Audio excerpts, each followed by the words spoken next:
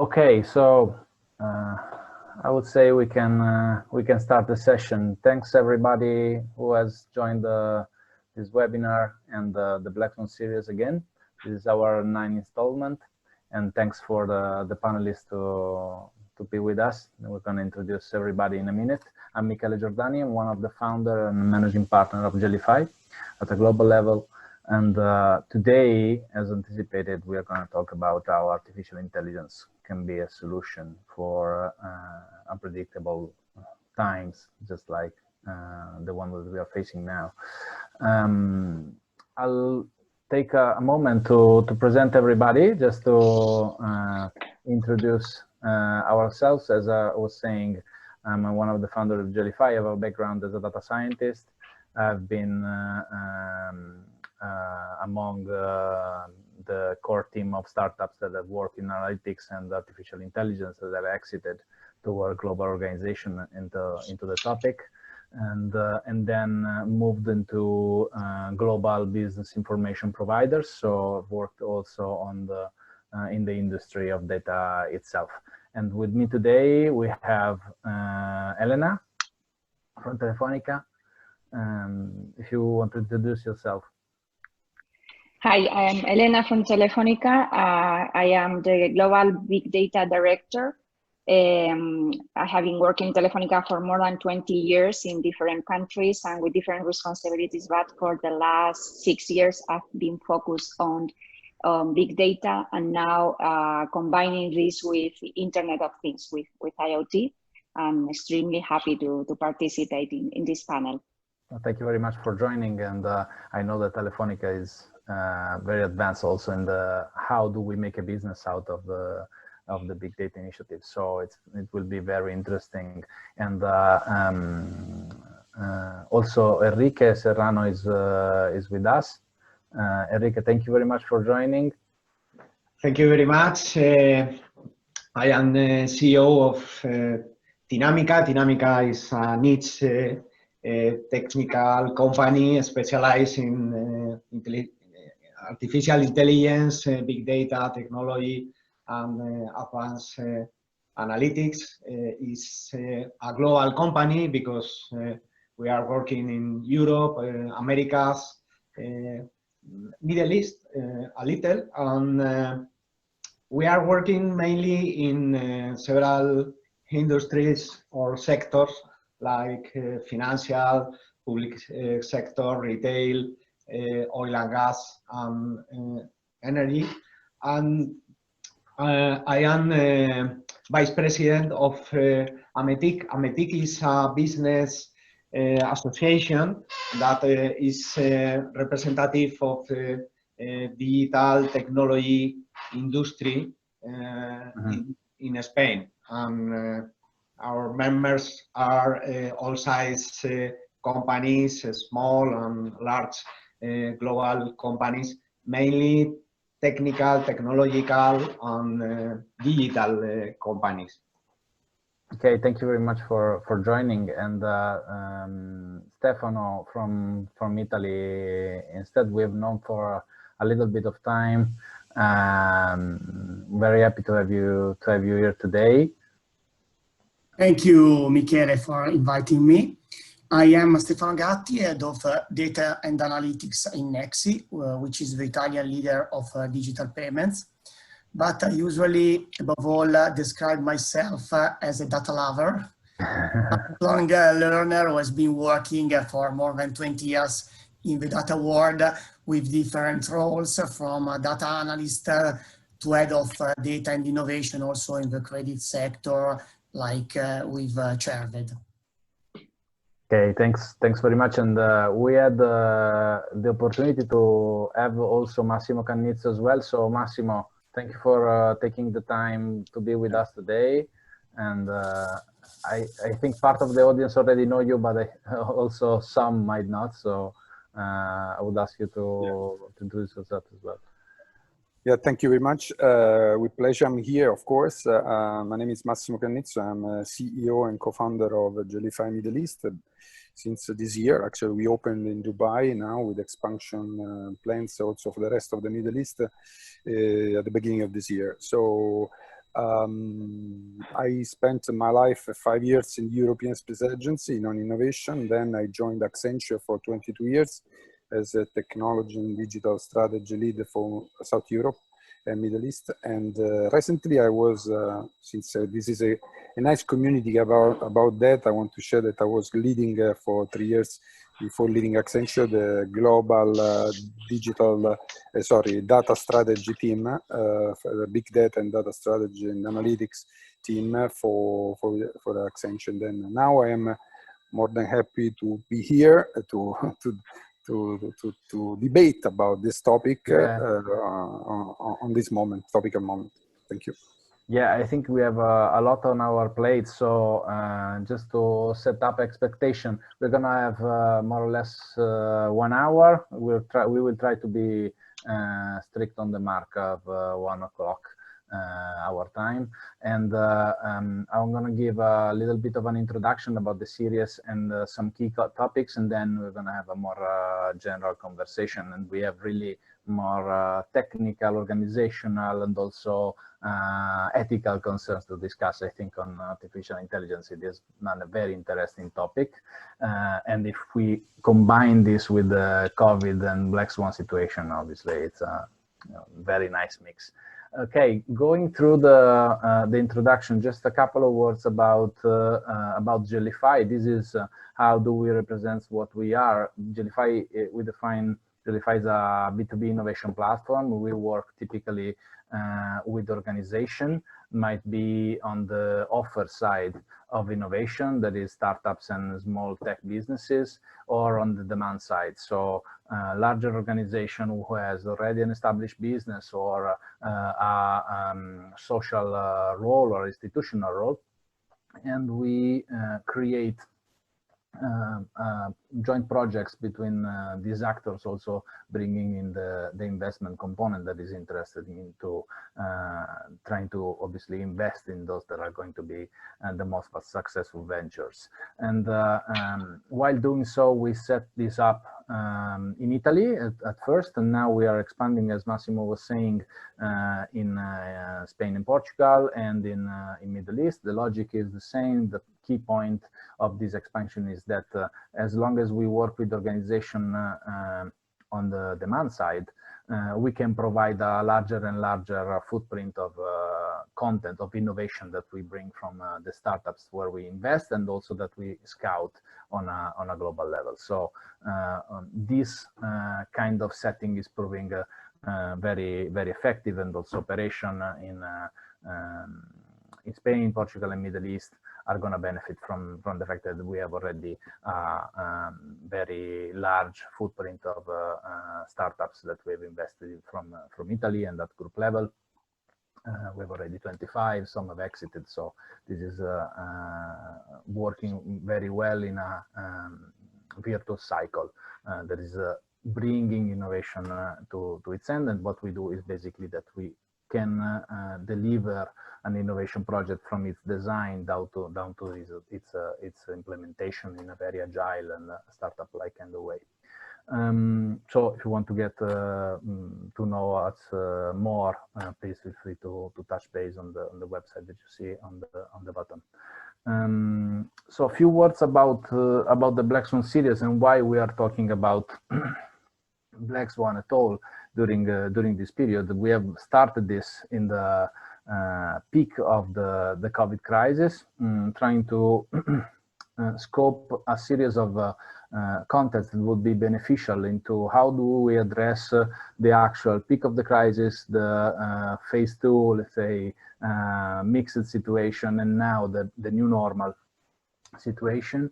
And we use the Black Swan metaphor from Nassim Taleb, that I don't know if you are all aware of, but I'm gonna speak a little bit about. And we think that the COVID-19 situation is just not one of a kind.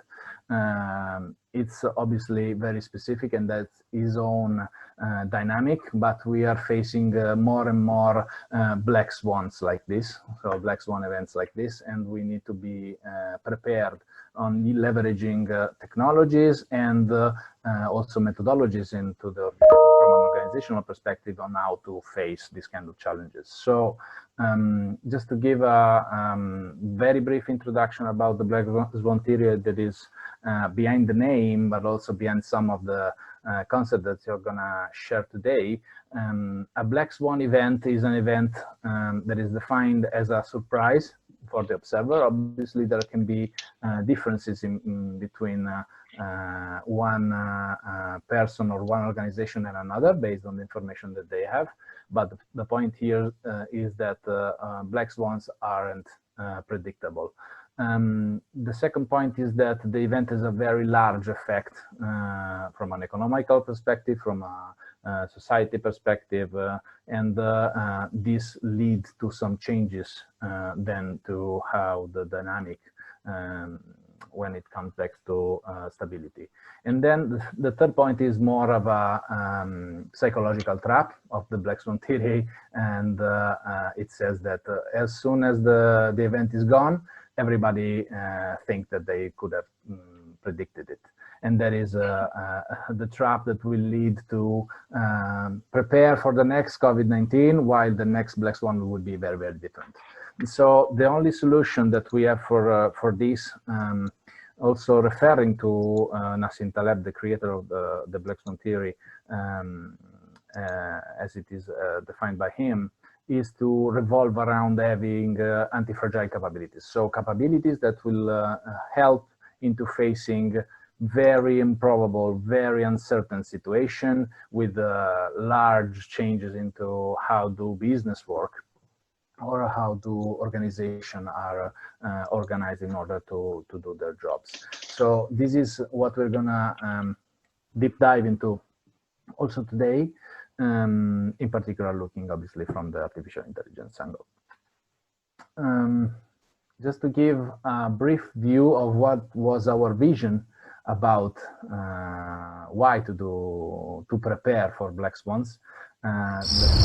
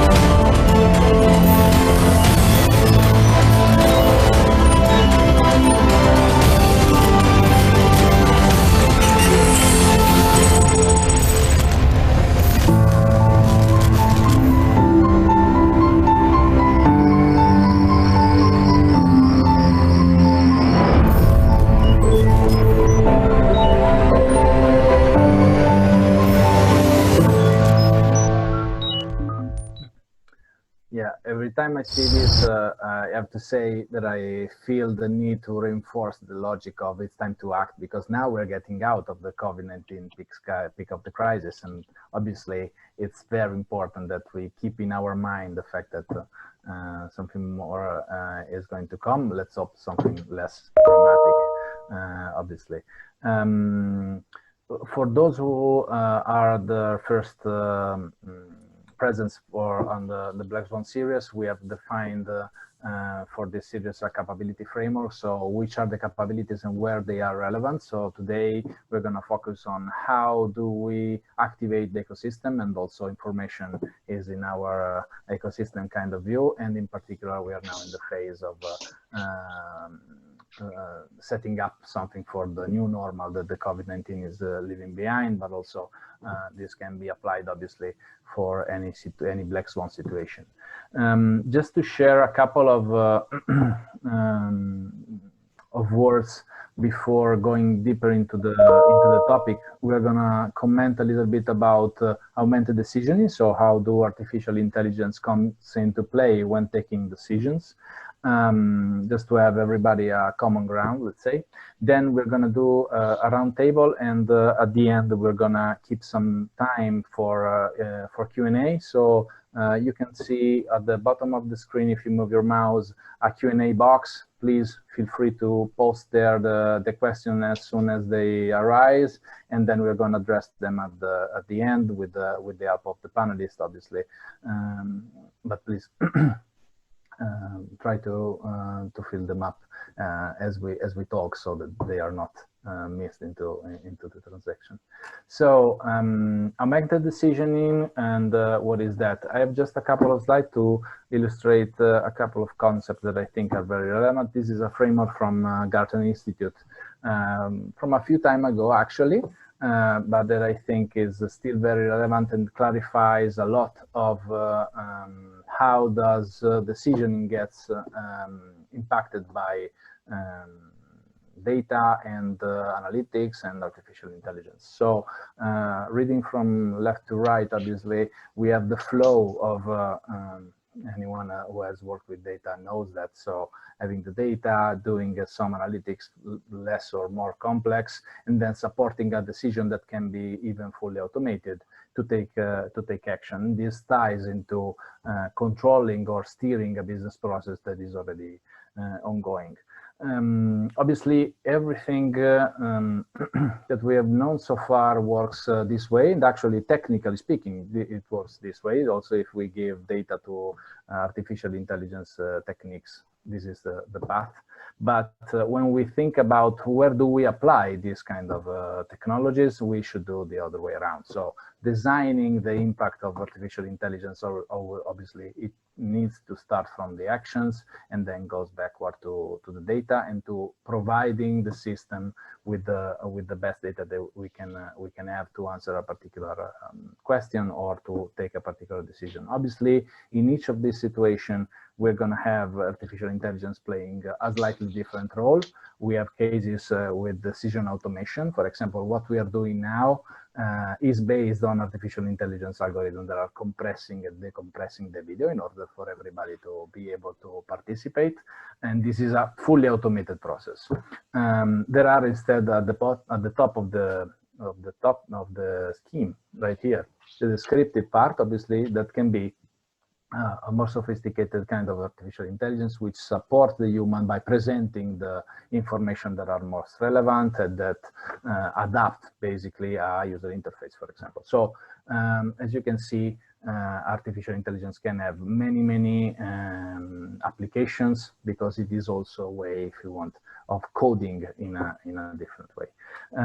Second topic is related to the data that I wanted to share. That is coming from our approach on innovation, and in particular open innovation, that it applies to data as well. We design this as a puzzle. So how do we bring together the information that are needed in order to solve the problem? And one way is obviously to have a very structured approach to manage all internal data. But there are many occasions in which this is not simply not enough, because we miss a slight piece of information that will be critical. So looking at the whole picture is always the best thing. So I would like to take a moment now on this concept and actually dive into the topics. And before going with the round table, Elena, you have given us the opportunity to listen to a couple of actual experience of Telefonica addressing some COVID-19 challenges that I think are very interesting. So we move from the theory directly to applications before discussing the other topics on the table. So here. Your first case, so I will leave the word to you. Yeah, sure. So thank you very much, Michelle. Well, something that it has been clear in this crisis is that the connectivity and communication networks have been essential. So for Telefonica, as the other operators worldwide, guaranteeing communication has been our priority, no? Because public administrations and health centers needed to be connected. Kids were studying from home. People were working with teleworking.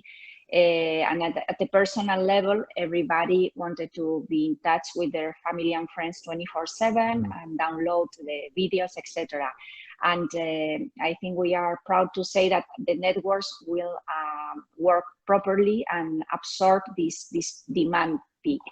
And this has been true because we embarked in a massive transformation effort several years ago in digitalizing our operating business in the countries where we have presence, that is Europe, Spain, UK, Germany, and all the countries in Latin America.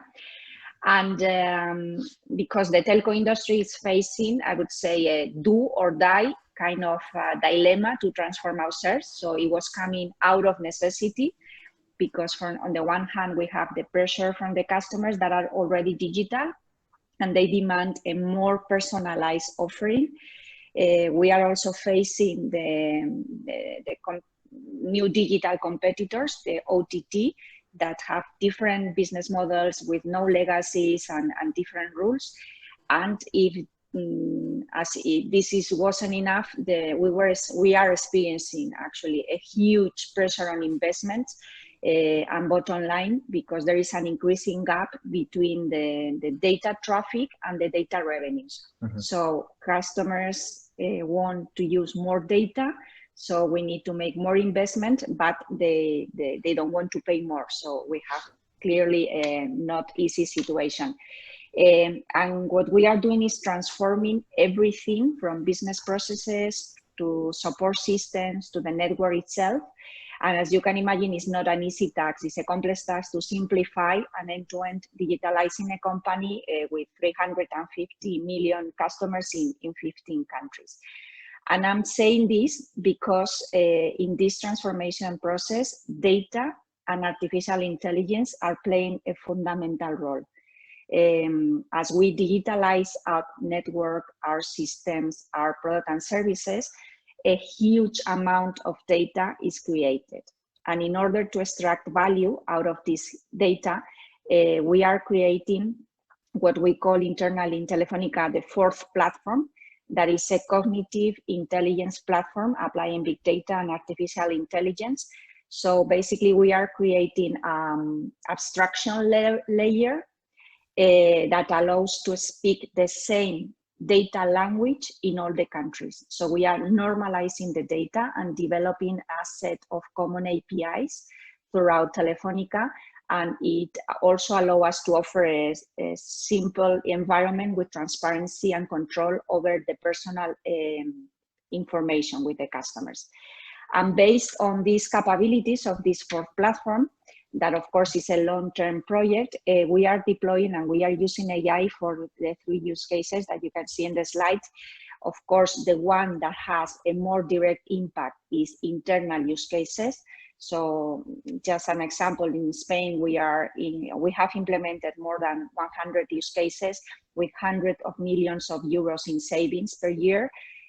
Personalizing content recommendation for TV customers, optimizing the terminal stock in the point of sales, transformation of the commercial channels, ERP systems to automate customer services. So the uses of the big data strategy is really profound. Right. On the second part, we are also using artificial intelligence to interact with the customers. And we launched what we call Aura, that is transforming this data into personalized experiences with the customer using natural language processing to connect with the customers.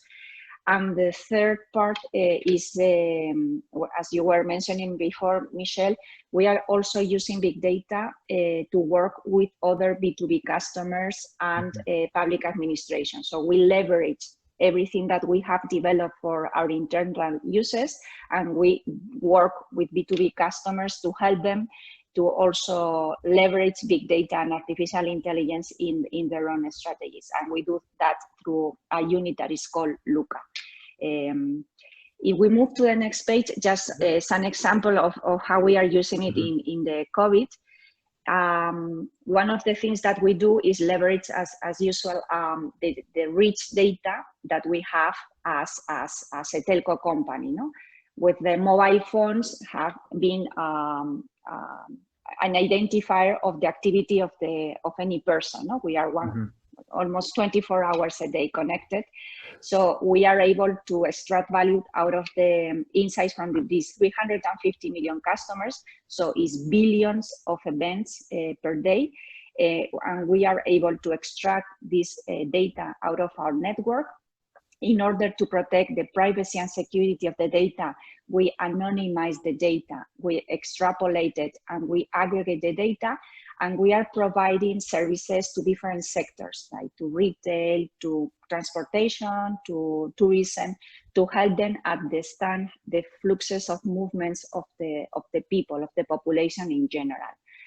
And what we have done during the COVID crisis is to make these services and capabilities available to public administrations and the health institutions in different countries. We have here the case in Spain, but we have been working in the UK, in Germany, in Brazil, in many other countries with the public administration to help them make better decisions thanks to these kind of services. So basically, we are able to tell them how through this anonymized and aggregated data, how they should take decisions based on the restrictions to mobility of the people and what was the impact in the economy. So I think it was a good example of public-private collaboration by using things that we have developed by ourselves. I think one of the learnings is that we were not, as a society, well prepared to really extract everything that we could extract with artificial intelligence to deal with this crisis.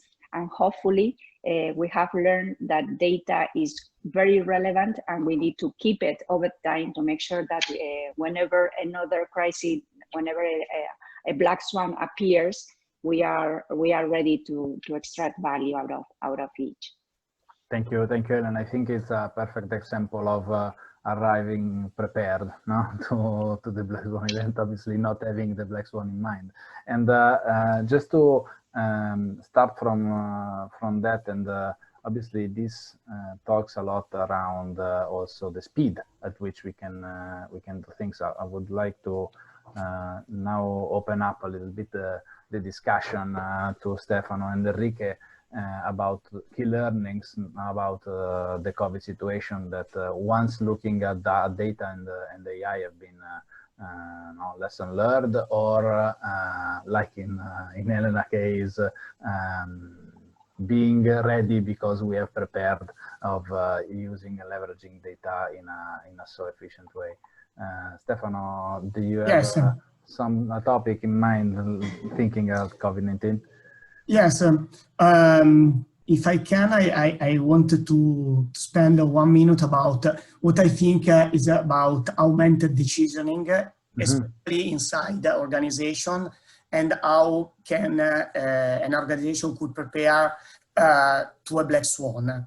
I think that augmented decision is about making human and AI, usually data and algorithms, work together in an effective way.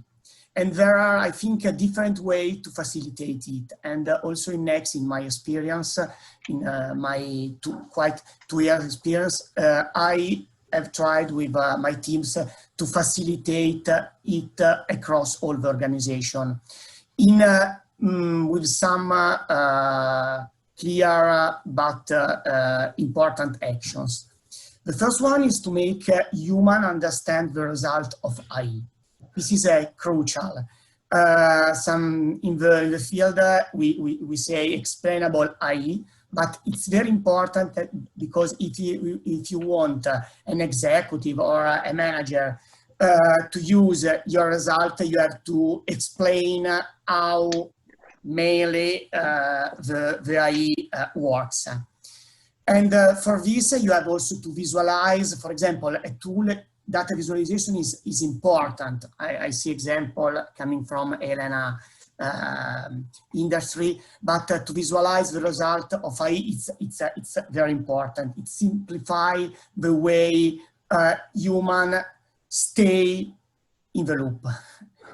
And then I think some takeaway also in Nexi, in digital payment industry, we have learned that you cannot predict a black swan, also with AI, in the complexity of modern world, because also the market depends on epidemics, for example, or the way the COVID is spreading. But it's better not also try to predict the future, but to build scenarios. We build a data platform inside the company to help the executive to know the present and the next future. And for this, as Elena said, data are important, are very, very important. Data are the foundation of artificial intelligence and algorithm. And I think I may say that the FR factor, as I mentioned inside the teams, for data, that should be fast, very fast. You don't, you cannot use offline or past data for working on the scenarios of a black swan, and also reliable. We see, for example, also issue understanding the COVID expansion. If you, because different countries use the death, use spreading the data about the deaths by COVID or with COVID. I think that semantic of data is very important, and I think it's a very, very key issue also inside modern organization.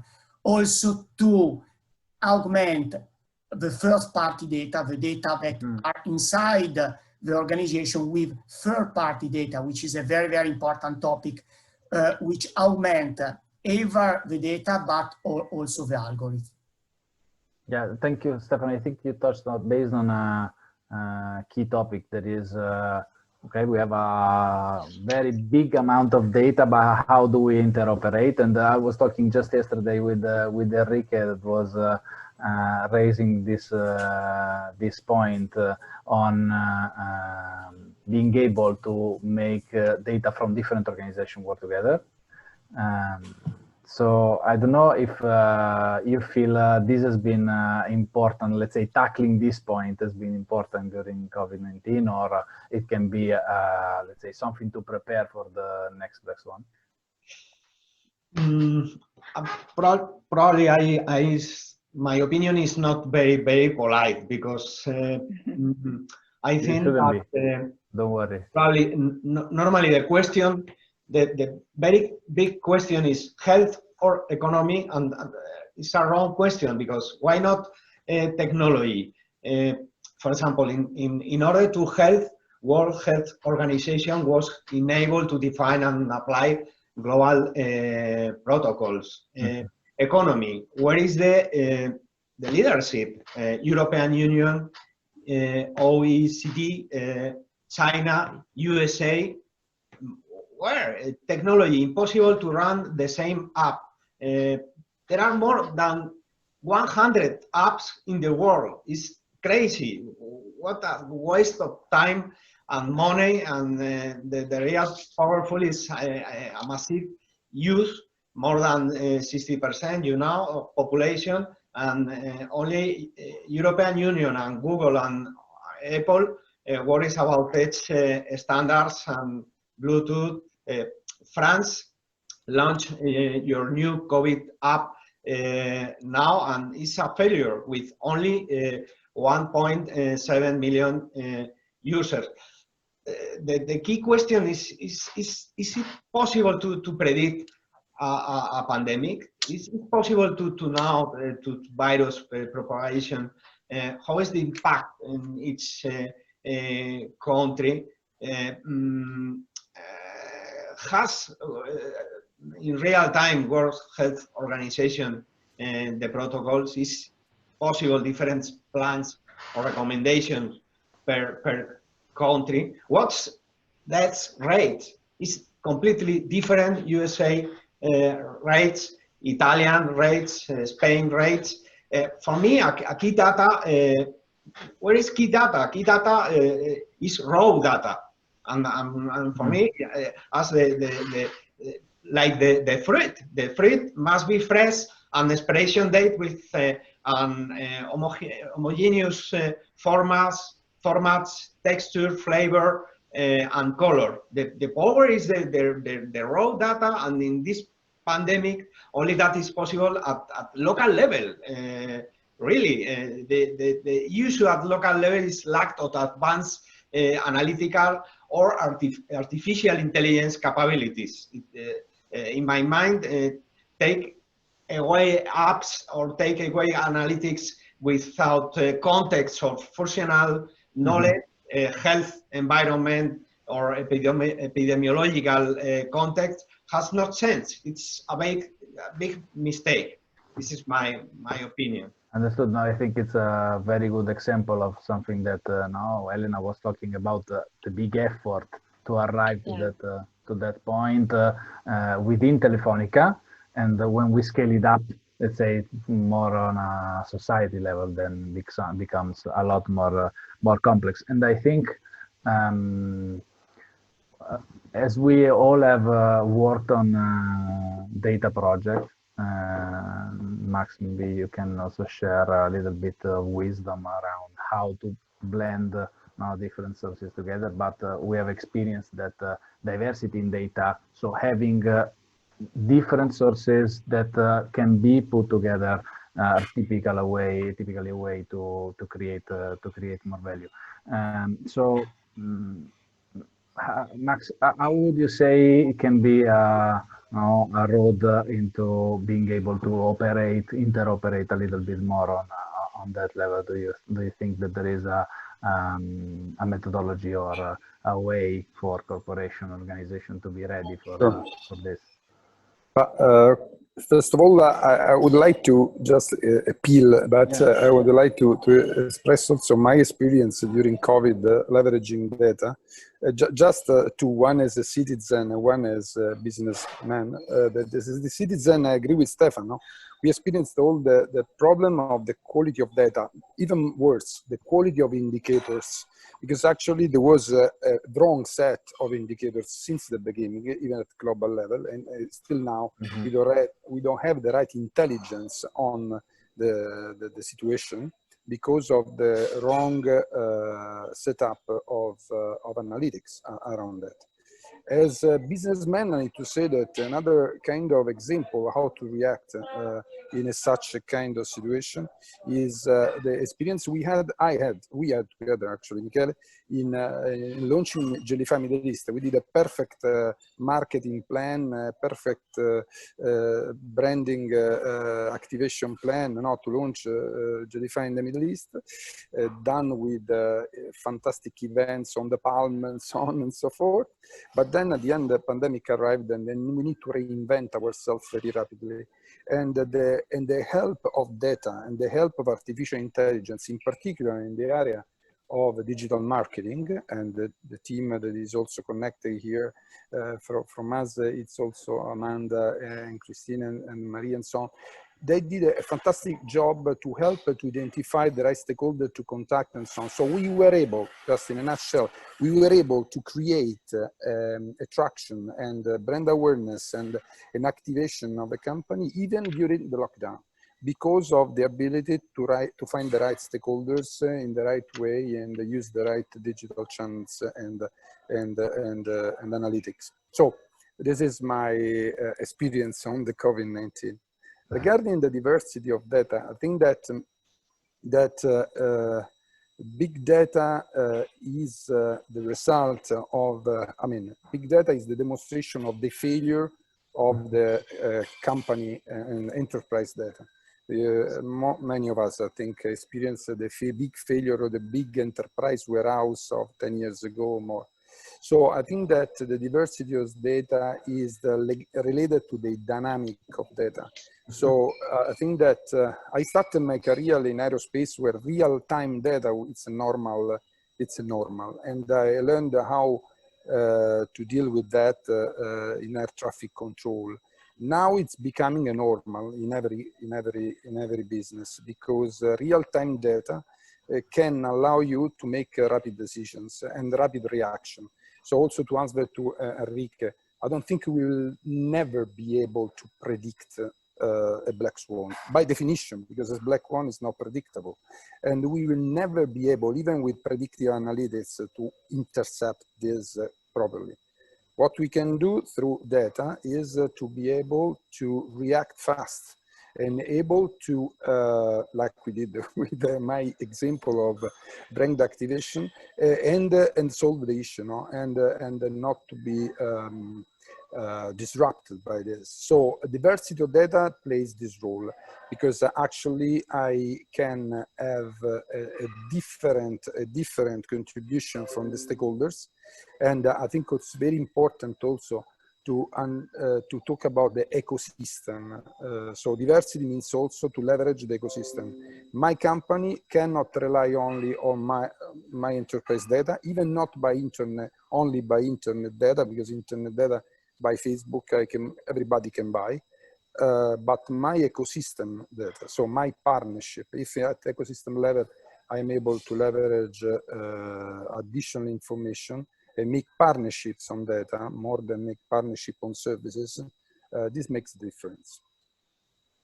I think it's a very good point. It goes back to what we said at the beginning, and also a little bit on another topic that we shared preparing for this chat. That was around what are the implications of this, you know? Because we are now talking about, okay, let's prepare to be able to connect different sources of data, different kind of data, working in a way that bring them to a state where they are anonymous, aggregated, that they can be exchanged. But then what do we do with it? So the old school was very transparent, as Stefano was saying before. We need to be able to make an executive, someone that needs to take a decision, use that information, that insight.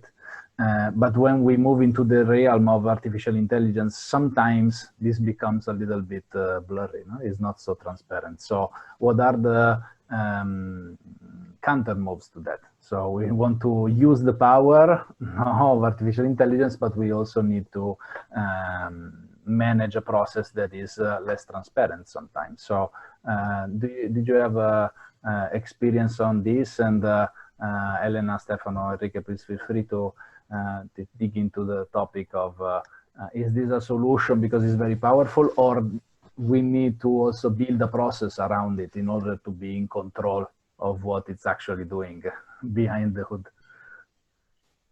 Well, I think this is clearly what is more difficult about artificial intelligence. I think the data will be, even if it's not perfect, the technology will be. The problem is that we need to have a framework of what do we want to do as a society with artificial intelligence. As Enrique was mentioning, in where we live is really hard because we have like different political systems and in country, not a global vision. So it is really hard. But I think the ethical and the regulatory framework of the artificial intelligence is one of the most important topics. And I think it's a combination of regulatory, so we need to understand where we move, and it's something that is always behind the technology. So we know we need to evolve that, but we know it's going to be late for sure. There is also things that we can do, for instance, as companies. And I think the auto-regulation is something that is already happening since I speak for Telefonica, but many other companies are doing the same. We have visible and public AI principles. So the rules and what we are committing to our customers and how we're going to use and how transparent are we going to be with the usage of the data. And I think the third part that is also very important in this puzzle is that we need consumers or people as individuals need to really be conscious of the power of the data and what they want to do with the data, not to have control over the data. And I think something good out of this COVID crisis is that the society has accelerated the digitalization process, and also the concerns of the people about privacy, sometimes in the wrong way, because there was a lot of miscommunication. But I think now people are more aware of that is how important is the privacy of the data. No? Yeah. And I think this is something that as a society we need to resolve. Is the only way we will be able to use artificial intelligence, and I hope we'll do it for the best. Yeah, and I think the auto-regulation point is very relevant, because compliance in a way to regulation is always a minimum standard. No? There is a lot more that one can do. And Stefano, Enrique, Massimo, please. Yes, if I think, can. Yeah, because Stefano, I know that you have a whole framework.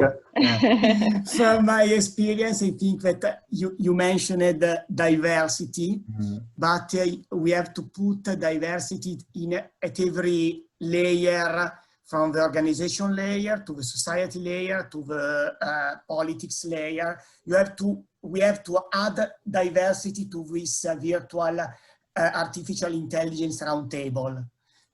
You have to put diversity. To put diversity, for example, from the organizational side, you have to put together in this around this table the tech side, not only data scientists, but also data engineer, data architect, because you have to react fast in COVID time. So you cannot lose time to put in production in 3 months algorithm.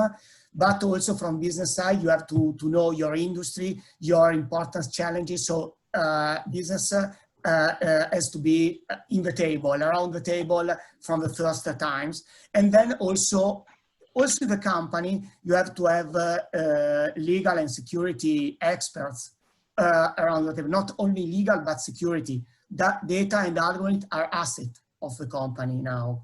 So, and this is very, very sensitive also, for example, if you are listed also to your stock price. So you have to put together this competence, and this is not simple. It's not simple on organization level, but it's harder and harder if you go up. Anyway, I think that it's important to learn from this moment, but to learn at every level. And for example, in our company, we start 1 year ago a program that we call Data and Algorithm Academy, where we try to explain, not to techie people, what we are doing.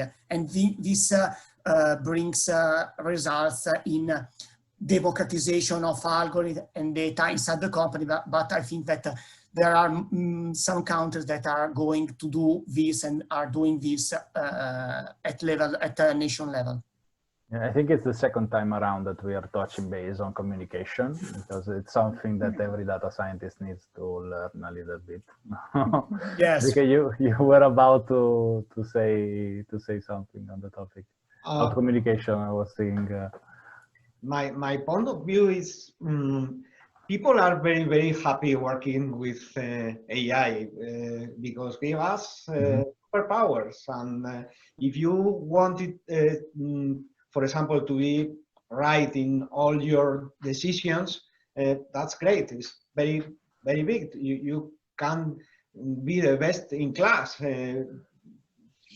become the smartest. And you really can change your professional profile and speed up your career. And for me, it's, I think there are other barriers, but people are very, very comfortable in organizations, small and large organizations. In executing, you mean AI project? Yeah, introducing. Yeah, I think I've seen several scenarios. I've seen cases in which now it's the magic wand.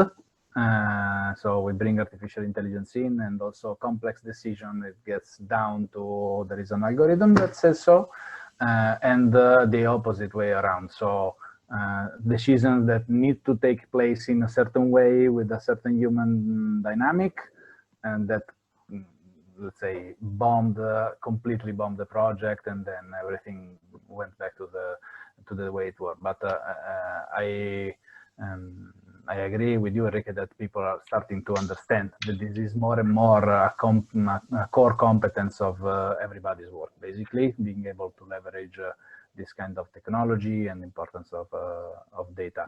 And just to be aware of the time, because we have a few minutes left, and I wanted to understand if you guys have made, let's say, experiences around how to help people accepting now the shift towards AI, because Stefano was sharing now an initiative internally to raise awareness, and as Elena was saying, everybody now is closer to how actually does the app for COVID-19 works, which kind of data, no? So everybody has got their head around that. But on the other hand, then when we go into business processes, totally different setting. So how do within organization one can introduce AI in a more effective way? There are steps.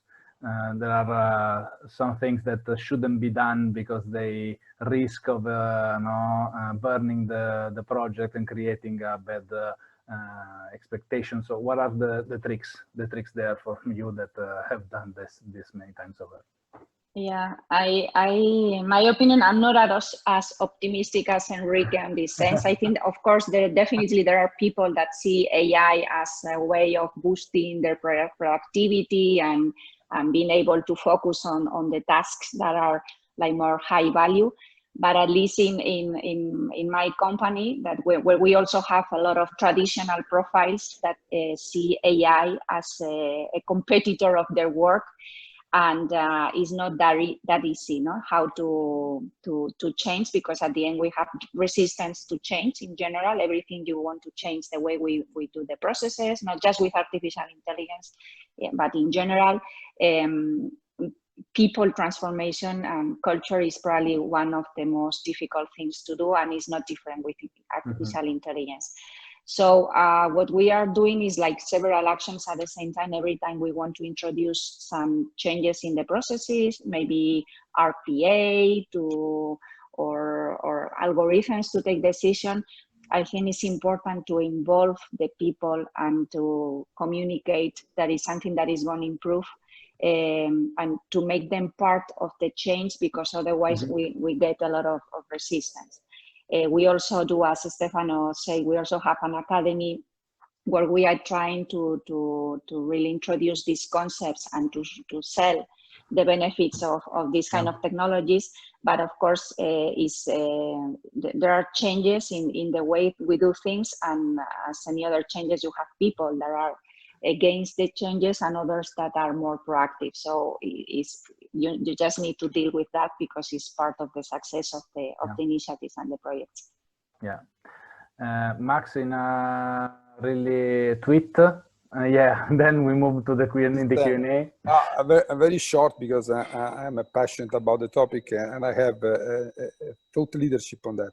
I believe that the story that we tell, I mean, all us experts around the world, that we are telling the story of artificial intelligence, we are missing an important message. We are not to say that the world is shifting and we need to learn how to do data science, because in the future, data scientists will be limited jobs in any case, no? Even increasing.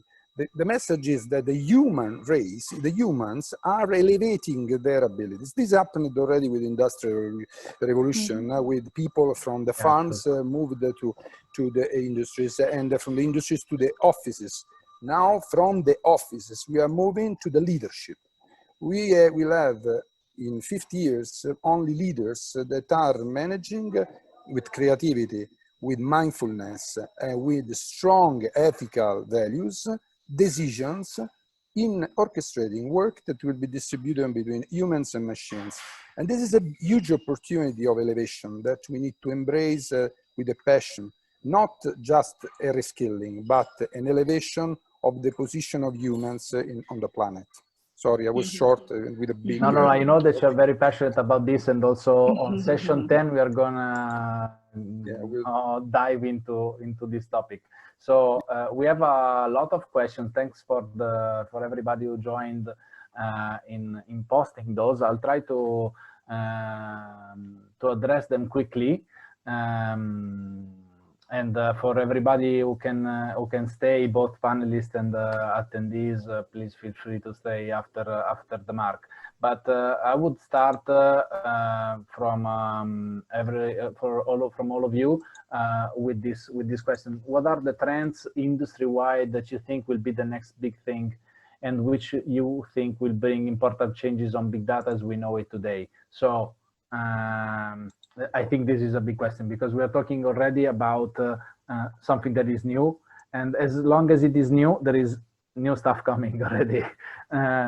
So main trends that you guys think are relevant in the AI space now, and also related to the topics that we touched base upon during the discussion.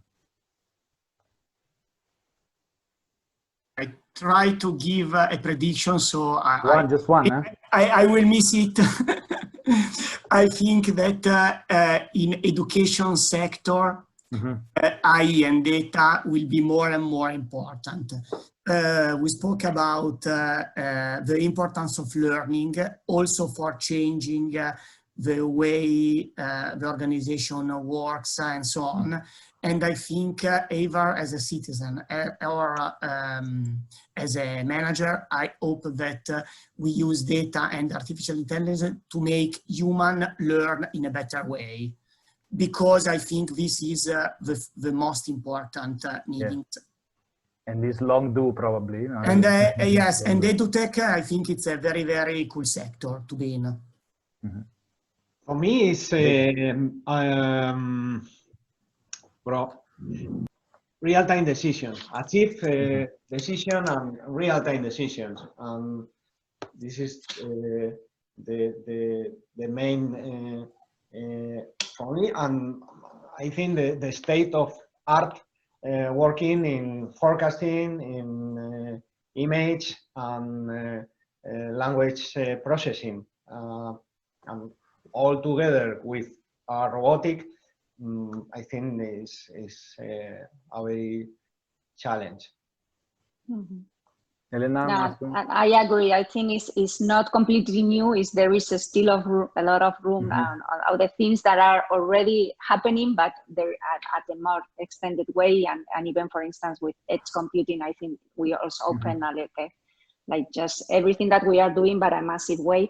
And regarding sectors, I think health is something that has been proven, like everything, personalized medicine. I think there will be, together with education, is one of the sectors where we just are scratching the surface.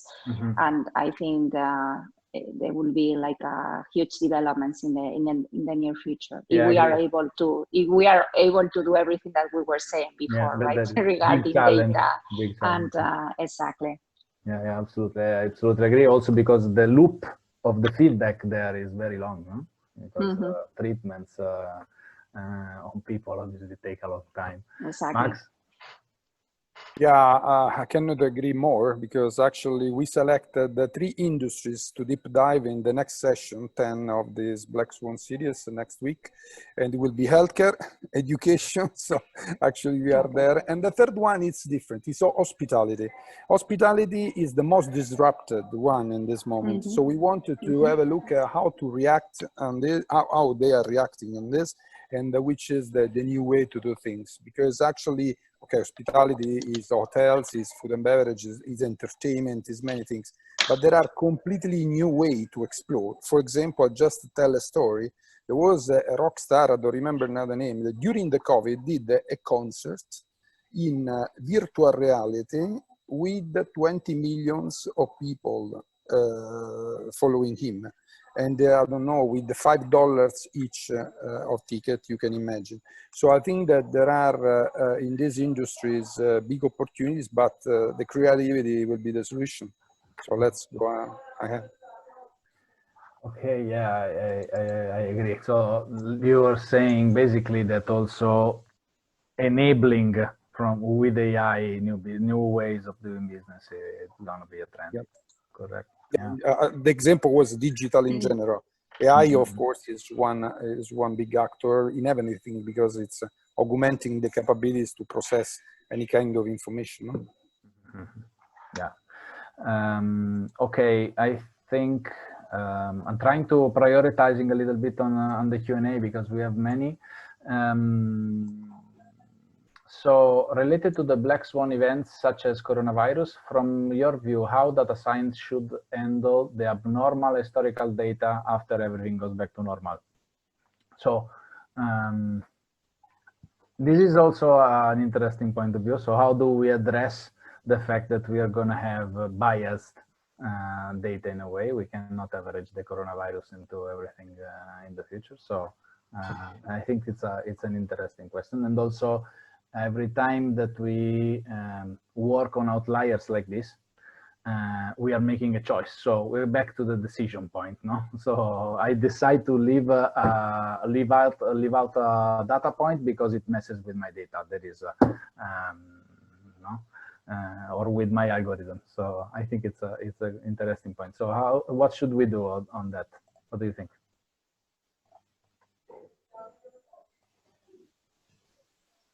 Who wants to go? This is hard, huh? Yes, I think that you have given the most valuable answer. I think that you have to choose to understand, to learn how the phenomenon of the COVID has spread out in the economy, the society. So you have to learn. So we could predict the second wave of COVID, taking advantage of data we ingest before. But if we will go, as we hope, in a new normal, you have to not to use all the data point of this time because it will give you a wrong prediction, a very wrong prediction for the future. Yeah. For me, I think that I'm less optimistic because yes, there is a huge quantity of data, and I'm sure that digital companies will leverage them a lot. But the non-fully digital companies probably were not prepared to manage this kind of data in a structured way and classifying and processing this data properly. So if the governments were not able, as I said before, to create a valid dashboard from a KPI point of view on COVID, you can imagine how much they were ready to leverage this data regarding the behaviors and of the citizens. So I don't know if we will be able, we were ready, maybe next time we will be more ready than now to capitalize. Yeah. I also am not very optimistic on this. I think to predict is very difficult. For me, would be good enough if we will be able to use data to react in a better way. So predictions, I think, and even there were predictions that were predicting the COVID, but just to make sure that you know that is the real one, the real prediction is really hard. And I would like to be more optimistic, but I'm not for the next time. But at least I think we should have been learning something out of this experience. Yeah. Is that data is important to react and to take the right decisions why this unexpected happened. Yeah. My opinion is too difficult predict or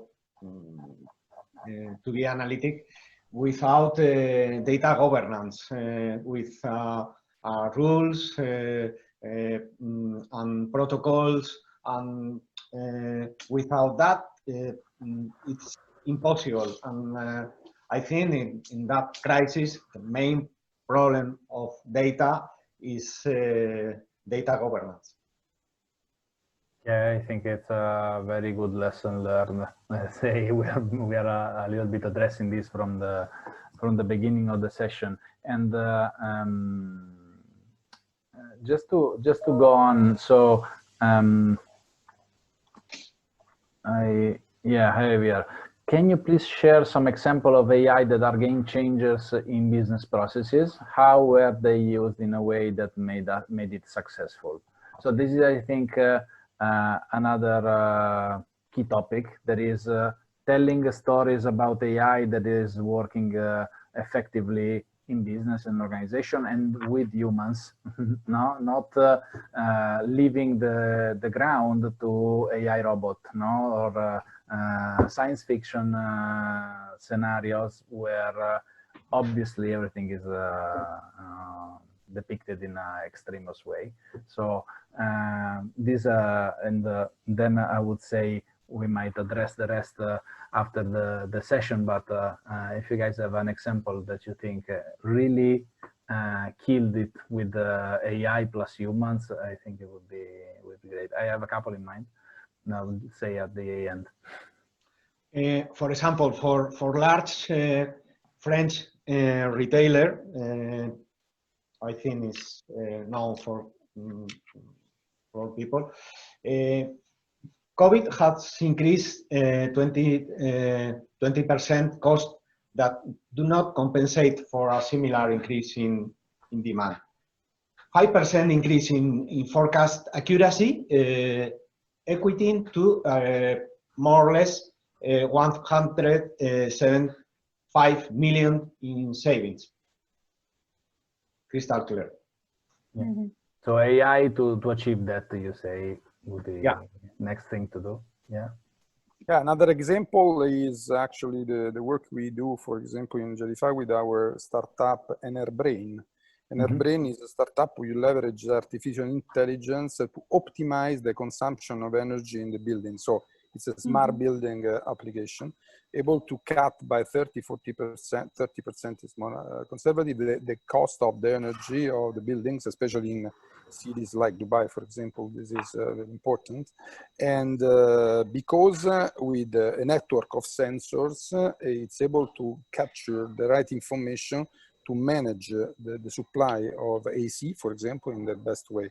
This is a cost reduction example. And now CO2 reduction. A good one. Stefano, Elena? Yes, an example taken from my previous sector, credit scoring. I think that credit scoring has improved its accuracy with data, with algorithm of different points. Yeah. It is, and this is not taken by algorithm, only by algorithm, but the credit scoring is used by a man and a banker to give credit. So we can improve it, but this is an example how human and AI is better than human in itself. Alone. And also better than AI alone, probably. And yes. Yeah. Elena? No, there are many, just because we haven't focused on cost and investment reduction, but there are also many examples in revenue generation as well. Clearly being able to make personalized recommendations, whatever is the service it is, if it's in TV content, to really understand the taste and the demands of each specific person, and to make that recommendation not just the right one, but at the right timing and through the right channel. These three combination is really powerful in increasing the revenues. As Enrique was saying, the small percentage of impact has a huge impact in the whole company. So you touch revenues, costs, and investments. There are a lot of projects that really have impact in the companies. Yeah, I think I was about to say the same thing. I mean, how do business interact with their customers? I think it's a tremendous area of improvement, and also tremendous area where humans and AI can collaborate, and it brings also the real-time topic that Massimo was telling before really down into play, because now we are seeing people shifting channels in a very consistent way. No, they start an interaction by phone, then they hang up because they are tired, then they expect the company to come back to them via WhatsApp, and then they have a little bit more time. They want to do a video call because now they are more engaged and they want to know about maybe an investment decision. No, so companies need to understand that this is the expectation of this new normal, and as we have uncertainty around what people can do, maybe they can go out of their homes because of the COVID, or maybe some of them are scared, some are not. So we need to be very close to the preferences of each individual, and I think that they're then triggering the people when they are needed, when we need an empathic discussion, where we need more understanding, capability. That is a really topic. So thank you, Elena, for bringing it up. I didn't want to double down on this. All right, I think we have a few more questions, but we are way out of time, and I don't want to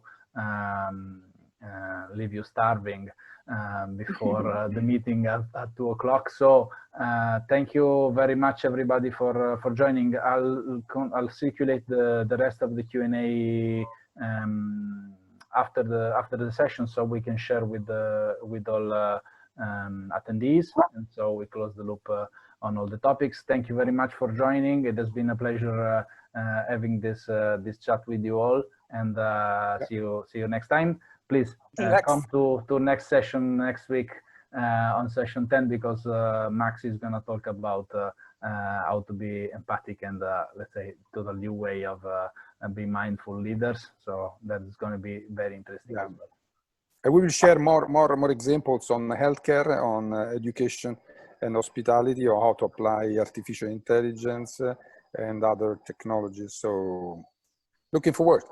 Yeah, absolutely. Thanks very much. Thank you. Thank you. Bye-bye. Take care. Thank you. Bye. Bye.